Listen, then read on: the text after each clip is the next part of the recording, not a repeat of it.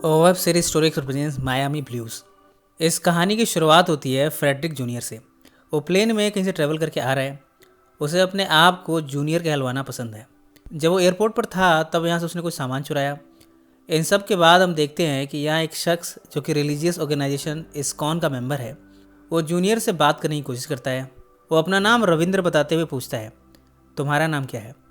यहाँ हम देखते हैं कि जूनियर ने रविंद्र के फिंगर्स को ब्रेक कर दिया है। वो यहीं मर गया। यहाँ में पता चलता है कि जूनियर एक वायलेंट सोशियोपैथ है। कैलिफोर्निया के प्रिजन से वो रिलीज़ हुआ है। जेल से रिहा होने के बाद वो मायामी में एक नई लाइफ शुरू करना चाहता है। इसके बाद जूनियर एक होटल में चेक इन करता है। यहाँ उससे मिलने सुशी वैगनर आई है। सुशी कम्युनिटी कॉलेज में स्टूडेंट है। इसके साथ ही वो पार्ट टाइम वेश्या का काम भी करती है। जूनियर उसे रेड कलर की ड्रेस देता है और उसे पहनने को कहता है। सुशी जब ये ड्रेस पहनती है तब जूनियर उसे कहता है, तुम इस ड्रेस में बहुत खूबसूरत लग रही हो। वो उसके कोई सामान को देखकर पूछती है कि उसके पास ये सब कहाँ से आया। जूनियर ने कहा, जब मैंने अपनी वाइफ को छोड़ा तब मैंने इसे उससे ले लिया था। जूनियर उसे पूछता है कि वो ये काम कब से करती है। सुशी बताती है, जब मैं सेमेस्टर के बिगिनिंग में थी तब मैं पैब्लो के लिए काम करने लगी थी। मैं बिजनेस में स्टडी कर रही हूँ, पर मैं इंग्लिश क्लासेस भी लेती हूँ। जूनियर सुशी के मासूम पन्ने को देखकर काफ़ी आकर्षित हुआ है। इसके बाद दोनों इंटीमेट होते हैं। इधर एयरपोर्ट पर जिस शख्स को जूनियर ने मारा था उसकी इंक्वायरी शुरू हो गई है। ये केस सौंपा गया है पुलिसमैन मोजली को। उसका साथी बताता है कि किस तरह रविंद्र ने उस शख्स से बातचीत करने की कोशिश की और उसने इसके फिंगर्स को तोड़कर मार दिया। एक लेडी विटनेस ने इसकी गवाही दी है। मोजली को यह जानकर हैरानी हुई है कि फिंगर्स ब्रेक करने से भला वो कैसे मर गया। वो कहता है, जब मैं छोटा था तब मेरी सिस्टर मेरे फिंगर्स मोड़ने की कोशिश करती थी। कई बार वो मोड़ भी देती थी, पर मैं तो कभी नहीं मरा। उसका साथी मजाक उड़ाते हुए कहता है, शायद इस्कॉन वालों की बैड हैबिट है फिंगर्स मोड़ने पर मरने की। मोजली इस बात पर हंसता है। इधर जूनियर एक रेस्टोरेंट में पहुंचा है। वॉशरूम में वो एक शख्स को मारता है। उसके पर्स से सारे पैसे निकाल लेता है। एक स्टोर से वो नकली गन खरीदता है। इस गन को दिखाकर वो और भी लोगों को लूटता है। गन की नोक पर एक शख्स से लिफ्ट लेता है। इन सब के बाद वो अपने होटल पहुंचा है। कमरे में वो पैसों को गिनता हुआ एक्साइटेड है। वो सोच रहा है कि इन पैसों का वो क्या करे। अगले दिन वो फिर से सुशी से मिलने पहुंचा है। वो उसके लिए एक प्रेजेंट भी लाया है। एक टी शर्ट है। वो सुशी से पूछता है कि वो इस काम में कैसे इन्वॉल्व हो गई। सुशी ने बताया, बर्गर वर्ल्ड में मैंने जॉब करनी शुरू की थी। इसके बाद पैब्लो ने मुझे ये जॉब ऑफर किया और मैंने इसे एक्सेप्ट कर लिया। इससे मुझे अच्छे पैसे मिल जाते हैं। इधर रविंद्र के मर्डर केस की छानबीन करता हुआ मोजले इस्कॉन ऑर्गेनाइजेशन पहुंचा है। यहाँ रिलीजियस लोगों से उसे कोई जानकारी नहीं मिली। सुशी और जूनियर अब रोमांटिकली इन्वॉल्व हो गए हैं। इन्होंने एक घर लिया और यहाँ मूव इन कर गए हैं। सुशी ने जूनियर के लिए एक हाइकू पोएम भी लिखी है। वो इसे पढ़कर जूनियर को सुनाती है। सुशी अब तक जूनियर की क्रिमिनल एक्टिविटी से अनजान है। उसने तो जूनियर के साथ एक खुशहाल ज़िंदगी जीने का ख्वाब देख लिया है। कुछ दिनों बाद हम देखते हैं कि मोजली यहाँ पहुँचा है। वो कहता है, मुझे एक होमिसाइड के सिलसिले में तुमसे कुछ सवाल करने हैं। सुशी उसे डिनर का ऑफ़र करती है। मोजली इस ग्रुप के साथ डिनर करता है।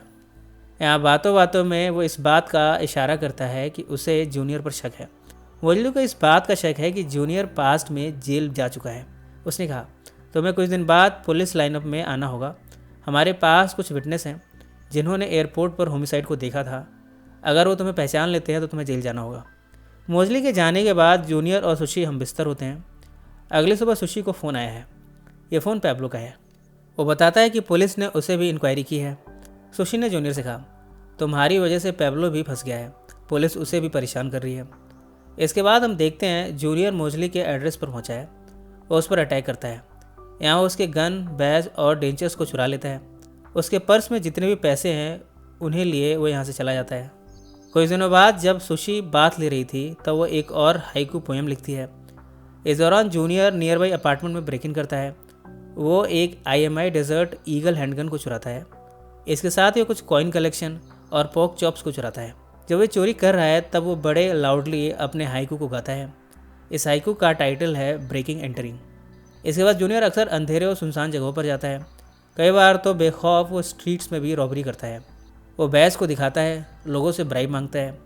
एक औरत उसे ऑफिसर समझ बैठी। तभी जूनियर ने मौका देखा और उसका पर्स लेकर भाग गया। जब वो इन चोरियों के बाद घर पहुंचता है तब सुशी उसके लिए डिनर तैयार करती है। अक्सर ये दोनों कैंडल लाइट डिनर करते हैं। एक दिन सुशी ने उससे पूछा, तुम इतने सारे पैसे लाते कहाँ से हो? जूनियर ने कहा, मैंने कुछ इन्वेस्टमेंट कर रखी है, वहाँ से मुझे अच्छा खासा रिटर्न मिल जाता है। सुशी ये जानकर बड़ी खुश हुई है। यहाँ जूनियर कहता है, मैं भी एक नॉर्मल लाइफ जीना चाहता हूँ, ऑफिस में जॉब करना चाहता हूँ, घर आकर सफाई करना चाहता हूँ, खाना बनाने में तुम्हारी मदद करना चाहता हूँ, तुम्हारे जैसी प्यारी बीवी चाहता हूँ, पर मुझे बच्चे पसंद नहीं। वो सुशी का हाथ पकड़कर पूछता है, क्या तुम ये सब करोगी? सुशी ने इसका हाँ में जवाब दिया। ये अक्सर साथ में पार्क में खेलने जाते हैं, डांस करते हैं। मोस्टली इधर हॉस्पिटल में है, अब उसकी हालत काफ़ी बेहतर हो गई है। एक दिन वो देखता है कि एक कन्वीनियंस स्टोर पर रॉबरी हो रही है। यहाँ वो ब्रेक इन करता है। वो गनमैन को लेक्चर देते हुए कहता है, तुम्हें क्रिमिनल लाइफ नहीं जीनी चाहिए, इसमें कुछ नहीं रखा। गनमैन ने उसकी बातें नहीं सुनी और अपने ट्रक से उसे कुचल कर यहाँ से भाग गया। स्टोर ओनर ने उसे संभाला। जब वो घर आया तब सुशी ने उसकी मरहम पट्टी की। मोजली ने इस कपल को ढूंढना शुरू कर दिया है। वो एक यूटिलिटी अकाउंट का पता लगाता है जिसे कि सुशी के नाम पर खोला गया है। इसके थ्रू वो इन दोनों को ट्रैक डाउन कर लेता है। वो सुशी का ग्रोसरी स्टोर पर पीछा करता है। मोजली ने उससे कहा, मैं इधर से गुजर रहा था तो तुम्हें देखा। यहाँ एक दूसरे से ये रेसिपी शेयर करते हैं। जब मोजली ने जूनियर के बारे में पूछा तब सुशी ने कहा, मैंने जूनियर को छोड़ दिया है। मोजली ने उसे कहा, जिस जूनियर से तुम प्यार करती हो वो एक मर्डरर है, पुलिस उसे ढूंढ रही है, कभी भी उसे अरेस्ट किया जा सकता है। सुशी को मोजली की बातें झूठी लग रही हैं। सच जानने के लिए वो घर पर जूनियर का टेस्ट लेना चाहती है। जब वो पाई बना रही थी तब उसने जानबूझकर ज़्यादा विनेगर डाल दिया। पाई का टेस्ट खराब हो गया, पर जूनियर ने उससे कुछ नहीं कहा। वो इसे खाता है और कहता है कि पाई बहुत टेस्टी बनी है, हालांकि उसका चेहरा कुछ और कह रहा है। अगले दिन वो सुशी को ड्राइव करने को कहता है। वो कहता है कि उसे कुछ काम से टाउन के बाहर जाना है। जब ये साथ में निकलते हैं तब मोजली इनका पीछा करता है। ड्राइव करते हुए इनका पहला स्टॉप आता है पॉन शॉप। वो सुशी से कहता है, अगर पुलिस तुम्हें पकड़ने की कोशिश करे तो तुम यहाँ से भाग जाना। इस पर सुशी ने पूछा, पर पुलिस मुझे क्यों पकड़ेगी? जूनियर ने कहा, क्योंकि तुमने येलो जोन में पार्क किया है। जूनियर पॉन शॉप के अंदर जाता है। यहाँ वो पुलिस का बैज दिखाता है। अब तक पॉन शॉप के बाहर मोजली भी पहुँच चुका है। जूनियर इस शॉप को लूट लेता है। स्टोर ओनर का आदमी जूनियर पर गन चलाने वाला होता है कि तभी जूनियर उस पर फायर कर देता है। इतने में स्टोर ओनर जूनियर के फिंगर्स को काट देती है। जूनियर फायर करके स्टोर ओनर को मार देता है। काफ़ी सारी चीज़ें लूटने के बाद जूनियर लिंपिंग करता हुआ कार के पास पहुंचा है। सुशी गेट खोलने से इनकार कर देती है। अब तक वो रियलाइज़ कर चुकी है कि जूनियर क्या करता है। उसे यकीन हो गया है कि मोजली की बातें सच थीं। वो कार को ड्राइव करते हुए यहाँ से चली जाती है। इतने में यहाँ मोजली जूनियर पर फायर करता है।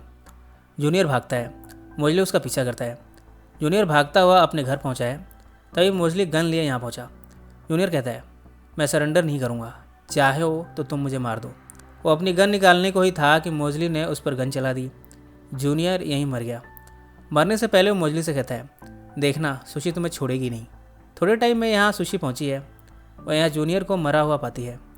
इमोशनल होते हुए वो जूनियर को गुड बाय बोलती है। मोजली उसे पूछता है, इतने टाइम से तुम इसके साथ क्यों थी? सुशी ने कहा, उसने मुझे प्रॉमिस किया था कि वो कोई क्राइम नहीं करेगा। मैं उसे बेनिफिट ऑफ डाउट देती थी क्योंकि उसमें बहुत सी अच्छी क्वालिटीज़ थी। मैं उसे जो भी बनाकर देती थी वो उसे खुशी खुशी खा लेता था, कभी मुझे मारता नहीं था। इस समय सुशी की आंखों में आंसू थे। इसी नोट पर यह फिल्म समाप्त हो गई। ये कहानी आपको कैसी लगी कमेंट से ज़रूर मेंशन करें। सो फ्रेंड्स, फिर मिलेंगे ज़िंदगी के किसी नए मोड़ पर।